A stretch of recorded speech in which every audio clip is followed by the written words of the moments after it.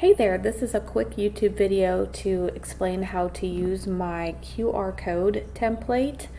So this is a QR code and you can use this for people to get to your Venmo, your Cash App, your PayPal, however this works for you. All you have to do is double click on the QR code and then hit edit, and then whatever website you want them to go to, you can do that and then hit update code.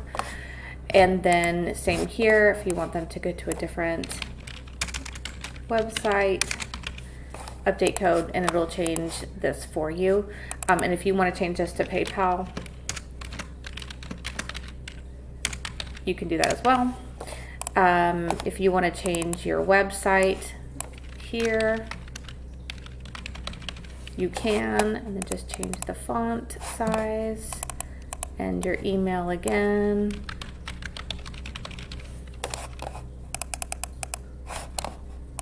There. And then if you want to put in your own logo, then you would just go to uploads and upload an image. And in this case, I already have my logo here, so I'm going to delete this and then click logo, bring it down, resize, and there you go.